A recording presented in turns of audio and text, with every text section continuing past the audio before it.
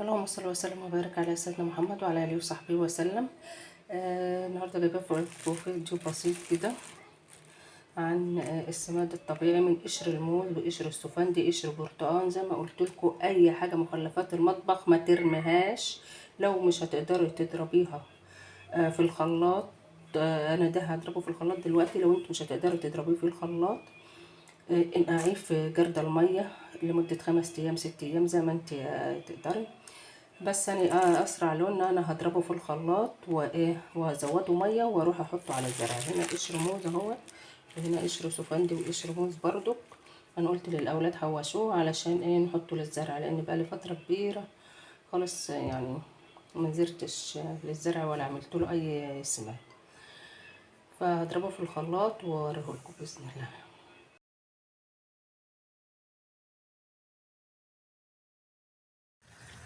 اللهم صل وسلم وبارك على سيدنا محمد وعلى اله وصحبه وسلم.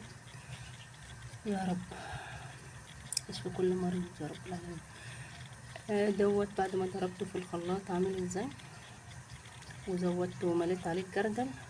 فانا هسقي بيه البصل دلوقتي. انتوا عارفين ان انا زارعه بصل اهوت بقاله فتره كمان ما يسقاش. وبعمل له سماد عضوي علشان انا مش عايزه اجيب له سماد من اللي هو بيتباع التاني دوت. انا عايزه اشوف البصل يعني بعد ما يطلع هيقعد قد ايه وهيبقى حجمه قد ايه. البصل التاني بنجيبه ما بيقعدش، اللي بنخزنه ده ما بيقعدش شهر، التاني تلاقيه اتضرب خالص وزرع وما يعلم بيها الله ربنا.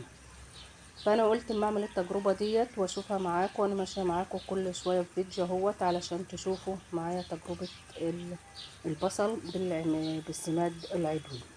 مره حطيت له اللي هي مخلفات المطبخ، من اي مخلفات عندك، بتنجان تقوير، بتنجان، كوسه، اي حاجه نقعها في الميه وهاتيها ازقي بها الزرع. مفيده جدا. انتوا عارفين طبعا ان الزرع بيطلع من الارض، وكل العناصر اللي بتبقى في الزرع ديت من بوتاسيوم ومغنيسيوم وحديد وكل ده بيبقى في الارض اصلا. فالزرع بيمتصه من الارض وبيتغذى عليه. فاحنا لازم نعوض الارض باللي الزرع بيمتصه علشان تقدر تنتج لنا تاني باذن الله. هو كله طبعا باذن الله. كل حاجه بنعملها بنزرعها، اي حاجه انا بقى والله يعني انتوا شفتوا اللهم صل على سيدنا محمد، الرمان، شجر الرمان والله انا حزينه عليه. بس الحاج بيقول لي هو بيجي كده في الشتاء وبيعمل كده، بس هيطلع تاني يا رب، لاني زعلانه والله على الرمان. او شوف بقى اعمل ازاي. ده انا قلت لكم قبل كده كم مره ان انا رميت برمي اي بذر بروح جايه رميها، وبقول يا رب تعمنا منا وتعمنا غيرنا، والحمد لله بيطلع. يعني النخل وكل حاجه من ديت انا راميه بذر كده اهو.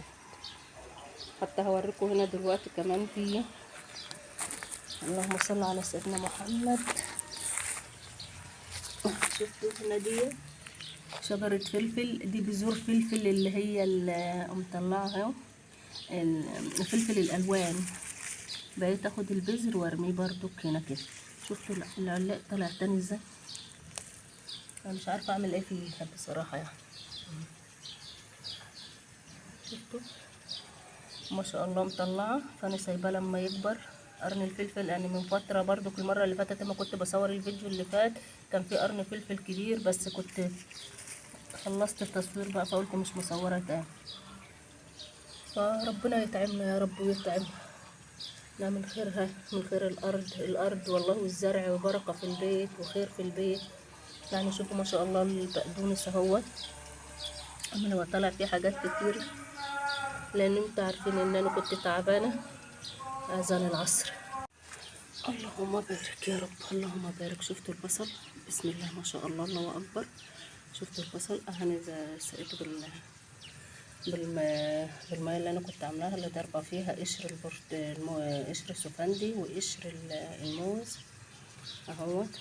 يعني مره بحط له من مخلفات المطبخ، مره بحط له من زبل الحمام، ومره اي لو في موز بروح جايه عاملاه، او اخلي الاولاد زي ما انتوا شايفين يرموا كده اهوت.